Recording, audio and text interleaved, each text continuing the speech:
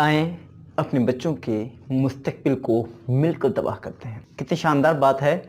आएँ मेरे पास, मैं आपको बताऊंगा अपने बच्चों को तबाह कैसे करते हैं, अपने बच्चों के मुस्तकबिल को तबाह कैसे करते हैं, अपने बच्चों की आने वाली ज़िंदगी को और उनके गोल्स को, उनके मिशन को और आपकी ख्वाहिशात जो बच्चों के साथ जुड़ी होती हैं उनको तबाह कैसे करते हैं। एक अजीब सा सेशन होगा और मेरे ख्याल से आजकल के न्यू पेरेंट्स और बहुत सारे पुराने पेरेंट्स भी, लेकिन आजकल के तकरीबन ऑलमोस्ट मैक्सिमम न्यू पेरेंट्स अपने बच्चे को तबाह करने के तमाम गुर जानते हैं। वो जानते हैं कि एक बच्चे को तबाह कैसे किया जाता है, वो जानते हैं एक बच्चे के फ्यूचर को ख़राब कैसे किया जाता है।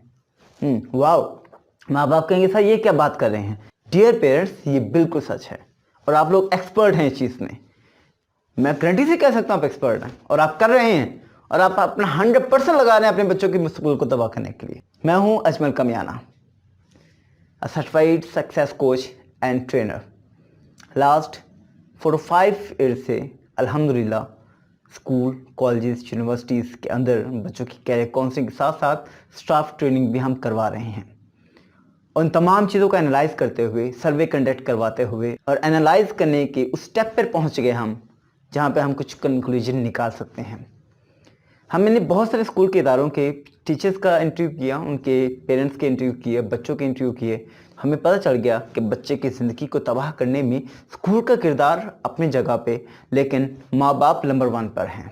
मुबारक हो, आप भी बच्चों के मुस्तकबिल को तबाह करने में एक दूसरे से आगे बढ़ रहे हैं, अपने हमसायों से आगे बढ़ रहे हैं, अपने रिश्तेदारों से आगे बढ़ने की कोशिश कर रहे हैं और स्टेप बाय स्टेप आप उनसे आगे जाए जा रहे हैं। लोग कहेंगे सर ये क्या बात कर रहे हैं, कौन चाहेगा माँ बाप कि अपने बच्चों के मुस्तकबिल को तबाह करे, ज़ाया करे, ख़राब करे, अपने बच्चों के मुस्तकबिल को दाव पे लगाए। मैं गारंटी से कह रहा हूँ कि आज के पेरेंट्स ऐसे ही कर रहे हैं। बच्चों को इतना पैम्पर करते हैं, इतना पैम्पर करते हैं बच्चों को कि एक वक्त आता है जब बच्चा 5, 6, 7 क्लास में पहुँचता है, उससे पहले हम उसको छोटा मासूम काका मुन्ना शोना कहते रहते हैं, लेकिन उसके बाद वो उस हद तक पहुँच चुका होता है कि वो माँ बाप के किसी की भी नहीं सुनता, वो बागी हो चुका होता है, वो रेबल बन चुका होता है। उसके माइंड के अंदर यही होता है कि मैं जो भी जिद करूंगा मेरे माँ बाप पूरी करेंगे। ये तबाही की सबसे पहली वजह है कि हम अपने बच्चों के मुस्तकबिल को तबाह कर रहे हैं। ये पहली रीज़न है।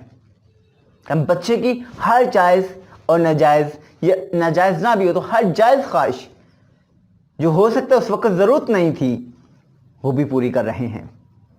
अब बच्चे की एक छोटी सी जिद, मैं खाना नहीं खाऊंगा, मैं स्कूल का पढ़ूंगा नहीं, मैं स्कूल नहीं जाऊंगा, इस जिद पर आकर उसकी वो तमाम ख्वाहिशें पूरी कर जाते हैं जो उस वक्त उसकी ख्वाहिशें पूरी नहीं होनी चाहिए थी। मैं अपने पेरेंट्स से बात कर रहा हूं, स्पेशली पेरेंट्स से। ये मेरी वीडियो स्पेशली पेरेंट्स के लिए है। हम कैसा माहौल दे रहे हैं पेरेंट्स बच्चों को, हम कैसे सिस्टम में आ गए हैं। हम अपने बच्चों के मुस्तकबिल को खुद ज़ाया कर रहे हैं, बाद में हम कसूरवार ठहराते हैं स्कूल को, कॉलेजेस को, यूनिवर्सिटीज़ को। बचपन से ही सबसे छोटे बच्चे को बहुत ज़्यादा लाड और प्यार करके हम उसको इतना पैम्पर करते हैं कि उसकी हर जायज़ और नाजायज़ ख्वाहिश को पूरा करने की कोशिश करते हैं। जब हर जायज़ और नाजायज़ ख्वाहिश पूरा करने की कोशिश करते हैं, उसके लिए हम कोई भी हद क्रॉस करने की भी कोशिश करते हैं। वो बच्चा फिर एक वक्त यह आता है कि वो बच्चा क्या करता है, वो आपकी कोई बात नहीं मानता, वो अपनी ज़िद पे अड़ा रहता है और हम बच्चे को ज़िद्दी बना रहे होते हैं। क्योंकि बच्चे को पता है कि मैं खाना नहीं खाऊंगा तो मेरे माँ बाप इतने नरम मिजाज हो चुके हैं कि वो मेरे खाना ना खाने की जिद की वजह से मेरी ये ख्वाहिश पूरी कर देंगे। एग्जाम्पल देता हूँ। एक बच्चा था 9th क्लास में, स्कूल 2-3 दिन छुट्टियाँ की, स्कूल के जो टीचर थे उन्होंने कॉल की, पेरेंट्स कहते पता नहीं क्या इशू है, क्यों नहीं आ रहा। बाद में पता चला वो बच्चा जिद कर रहा था। जिद क्या थी कि मुझे मोबाइल लेकर दिया जाए, क्योंकि उसकी बड़ी आपकी यूनिवर्सिटी में पढ़ती है, तो वो कहता है मुझे भी मोबाइल लेकर दिया जाए, अदरवाइज मैं स्कूल नहीं जाऊंगा। अब आखिर बच्चे की ये बात पेरेंट्स को माननी पड़ी। वाओ, कब तक आखिर अपने बच्चों की इन जिद्दों को पूरा करते रहेंगे, इन बातों को पूरा करते रहेंगे और इस हद तक गुजर जाएंगे। बचपन से अपने बच्चों की तरबियत का ये खास ख्याल रखें कि बच्चों को इतना पैम्पर ना करें कि बच्चा एक हाथ से आगे निकल जाए। जब बच्चा हाथ से आगे निकल जाएगा तो बच्चा आपके हाथ में नहीं आएगा, ये याद रखिएगा। दूसरा, बच्चों के फ्यूचर को तबाह करने के लिए हम सबसे आगे क्यों हैं? पहला स्टेप समझ आ गई, पैम्पर करते हैं ना, बहुत करते हैं। मैं कहता हूँ और करें, اگر آپ چاہتے ہیں اپنے بچوں کے فیوچر کو تباہ کرنا. دوسرا پوائنٹ, اپنے بچوں کو فضول کی رسومات میں نہ ڈالیں جو ان کے لیے ضروری نہیں ہے. فضول کی رسومات میں نہ ڈالیں. ایک بچہ کہہ رہا ہے اپنے پیرنٹس سے کہ میں نے شادی پہ نہیں جانا, میرے ایگزام ہیں, میرے ٹیسٹ ہیں, اور پیرنٹس پھر بھی مجبوراً اس کو ساتھ لے کے جا رہے ہیں. نہ اسکول والے الاؤ کر رہے ہیں, نہ وہ بچہ جانا چاہتا ہے. اور بچہ ٹیسٹ دینا چاہتا ہے, اسے پڑھنے کا شوق ہے. نہیں بیٹا جی آپ نے جانا ہے, خاندان کیا کہیں گے, خالو کیا کہیں گے, ماموں کیا کہیں گے, چاچو کیا کہیں گی, پھوپھو کیا کہیں گی, انہوں نے پوری فیملی کو بلایا ہے, آپ نے بھی ساتھ جانا ہے. کیا ہو گیا, 2 دن نہیں پڑھو گے, 3 دن نہیں پڑھو گے, کیا ہو گیا؟ یہ دوسری وجہ جس کی وجہ سے آپ اپنے بچوں کے فیوچر کو تباہ کر رہے ہیں. اور بھی بہت سارے گرے ہیں آپ کے اندر بچوں کے فیوچر کو تباہ کرنے کے لیے. نمبر 1 ہم نے بات کی ضد. نمبر 2 بات کی ہم نے اس طرح کی شادی بیاہ یا اس طرح کے جتنے بھی فنکشنز ہیں, اس کی وجہ سے بچوں کے فیوچر کو تباہ کر رہے ہیں آپ. بچہ اگر 3 دن اسکول سے ایبسنٹ رہتا ہے, سمجھ لیجیے گا کہ وہ 15 ڈیز کے لیے اسکول سے آؤٹ ہو چکا ہے. اس کا 3 دن کا کور نہیں ہوگا دوبارہ, یہ یاد رکھیے گا. اور شادی بیاہ پہ جانا ضروری نہیں ہے, بڑے جائیں, کھیلیں کودیں, کھائیں پیئیں, عیاشی کریں. آپ اس بچوں کا جن کے پیپر آنے والے ودن 1 منتھ 2 منتھ 3 منتھ, ان کی جن کے پاس آلریڈی بہت ٹائم شارٹ ہے, تو وہ بچوں کی یہ حالت. پیرنٹس پھر بچوں کو کتنا پیمپر کیا ہوتا ہے کہ ایک بچہ کہتا ہے سر جی مجھے اگر آپ رات پہ نہیں لے کے جائیں گے, ماں باپ کو دھمکی دے رہا ہے. دیکھ لیں, پہلے بچوں کا ماں باپ دھمکی دیتے تھے, اب بچے ماں باپ کو دھمکی دے رہے ہیں, اگر مجھے آپ لے کے نہیں جائیں تو میں نہیں پڑھوں گی, نہیں پڑھوں گا. سر مجھے پتا اپنے بچے کا اگر اس کو لے کے نہیں گیا تو اس کا موڈ بن جائے گا, اس کا ہفتہ ایسے موڈ رہے گا, 10 دن رہے گا, 20 دن رہے گا, وہ پڑھے گا نہیں. اور سر جی تو مجھے لے کے جانے دیں. واو یار واو, کیسے پیرنٹس ہیں آپ لوگ کہ آپ لوگوں کو اپنے بچوں کے فیوچر کی کوئی پرواہ نہیں, کہ اپنے بچوں سے یہی امید کرنا چاہتے ہیں جو آج آپ ان کے ساتھ کر رہے ہیں, اس کا نتیجہ کل کو بھگتنے کے لیے آپ تیار رہیے گا. دوسری بات, یہ 2 ریزن بتا دیے میں نے. تیسری ریزن جس کی وجہ سے ہم نے اپنے بچوں کے فیوچر کو تباہ کر رہے ہیں, یہ ایکسپیرینس مجھے اس وقت خاص طور پر ہوا جب اسپیشلی میں نے اپنا اسکول یا اپنی اکیڈمی اسٹارٹ کی. اس وقت سے مجھے اس چیز کا زیادہ احساس ہوا. اس سے پہلے اس چیز کا اتنا نہیں تھا. میں سمجھا کرتا تھا کہیں بچوں کے ضد میں اور بچوں کی بیس بنانے میں اور بچوں کو کرنے میں اسکول کا بہت زیادہ کردار ہوتا ہے. ڈیفینیٹ سی بات, اسکول کا کردار اپنی جگہ اور نمبر 1 پہ میں کہہ سکتا ہوں. لیکن ہمارے بچوں کے مزاج کو خراب کرنے والے پیرنٹس ہوتے ہیں. ایک ٹیچر نے ایک بچے کو تھپڑ مار دیا. جسٹ فیمیل ٹیچر تھی, انہوں نے ایک 5 کلاس کے بچے کو ایک تھپڑ مار دیا. جسٹ اس کو یہ کہا کہ آپ نے ایک دفعہ ٹیسٹ غلط دیا ہے, دوبارہ ٹیسٹ دیں. ٹیوشن کا بچہ تھا, اکیڈمی کا بچہ تھا. یہ سمجھانے کے لیے پہلے کافی دفعہ سمجھایا ہے, پھر جسٹ ایک ہلکا سا تھپڑ لگا دیا.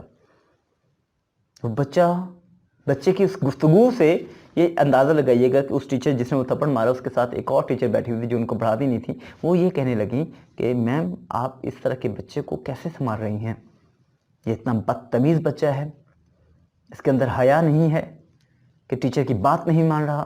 پھر وہ کہتے ہیں کہ اپنے والد صاحب کو بلاؤں گا, میں یہاں پھر کبھی نہیں پڑھوں گا. والد صاحب کی کال آ جاتی, واو, والد صاحب کے کی کال آ جاتی اس اکیڈمی کے آنر کو, پرنسپل کو کہنے, اور کہتے ہیں سر دیکھیں نا وہ بچہ ہے, چھوٹا ہے, وہ کہتا ہے میڈم لکھواتی بہت ہیں, بار بار لکھواتی ہیں, ایک دفعہ لکھتی ہے غلطی ہو گئی تو سن لیا کریں, زیادہ لکھوایا نہ کریں, وہ بچہ ہے, معصوم ہے, یہ ہے وہ ہے.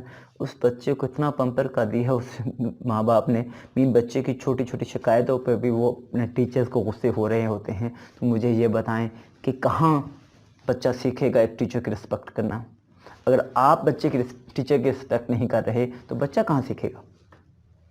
تو یہ ایک ایسی صورتحال تھی کہ جو میں چاہتا تھا آپ لوگوں کے ساتھ ڈسکس کروں. یہ 3 ایک خاص ریزن ہے. اگر ٹیچر کوئی بھی ایک طریقہ اپناتا ہے بچے کو پڑھانے کے لیے, وہ بہتر جانتا ہے بچے کی تعلیم کے بارے میں. چھٹیاں کروا کر, شادیوں بیاہ پہ جا کر, اس کو پیمپر کر کے, اس کی ہر خواہش کو پورا کر کر اس کو ضدی بنا رہے ہیں آپ, اور ضد کے اندر آ کے بچہ کبھی نہیں پڑھتا. یاد رکھیے گا, میں نے مور دین 15,000 لوگوں کو ٹریننگ کروائی ہے, جس میں ٹیچرز ہیں, یونیورسٹی کے لوگ ہیں, پروفیسرز ہیں. لیکن پرابلم یہاں پہ سب سے بڑی یہ ہے کہ ٹیچرز اور ان تمام لوگوں کو جو شکوے شکایت ہیں وہ پیرنٹس کے ساتھ ہیں. ایک اچھے پیرنٹس بنیں. کل کو یہی بچے آپ پہ اعتراض کریں گے کہ کاش ان ماں باپ نے سختی کی ہوتی، کاش ہم نے پڑھا ہوتا. تو قصور ماں باپ کو بھی بنے گا اور ٹیچرز کو بھی بنے گا. اب بچہ جب اسکول میں ہی نہیں آئے گا، اس کو اتنی آزادی ہے کہ وہ جب چاہے اسکول سے چھٹی کرے، جب چاہے اکیڈمی سے چھٹی کرے، جب چاہے شکایت لگا دے، اور ماں باپ کہیں اچھا میں جا کے پوچھتا ہوں، میں خبر لیتا ہوں ٹیچر کی، ٹیچر نے ہاتھ کیسے لگایا آپ کو. ایک ماں باپ آ گئی اسکول کے پاس، اسکول کی میڈم بتا رہی تھی کہ ہیڈ اسکول کی ہیڈ تھی، وہ بتا رہی تھی، وہ کہتے بچے کے پیرنٹس آ گئے، وہ کہتے خبردار ہمارے بچے کو ہاتھ لگایا، خبردار ہمارے بچے کو غصے ہوئے، ہم آپ کو اتنی فیسیں دیتے ہیں پھر بھی آپ ٹھیک ہے جی. میڈمیں پھر کیا کرتی ہیں، وہ اسکول والے کیا کرتے ہیں، وہ کہتے ہیں ٹھیک ہے بھائی ہمیں تو بچہ چاہیے، فیس چاہیے، ٹھیک ہے ہم نہیں پڑھائیں گے. اب پھر میں نے دیکھا 6, 5, 6, 7, 8 کلاس کے بچے کو ریڈنگ تک نہیں آتی، ریڈنگ تک نہیں آتی. تباہی کر رہے ہیں آپ لوگ اپنے بچوں کی. تو یہ کچھ گر ہیں جو آپ کو آتے ہیں، مجھ سے زیادہ ہی آتے ہوں گے، آپ لوگ اس میں ٹیلنٹڈ ہیں. امید ہے اس سے آپ نے سیکھا ہوگا اور ان گر کو بڑھانے کی کوشش کریں گے. سمجھ تو گئے ہوں گے میں کیا کہنا چاہ رہا ہوں. آخر میں یہی کہنا چاہوں گا، سوچیے اپنے بچوں کے فیوچر بارے میں. یہ آپ کے بچے ہیں، آپ کے بچوں کا فیوچر ہے، ان کو کتنا پیمپر کرنا ہے، وہ کس طریقے سے آپ نے لے کے چلنا ہے، یہ آپ کا ڈیسیجن ہے. اپنا خیال رکھیے گا. اللہ حافظ.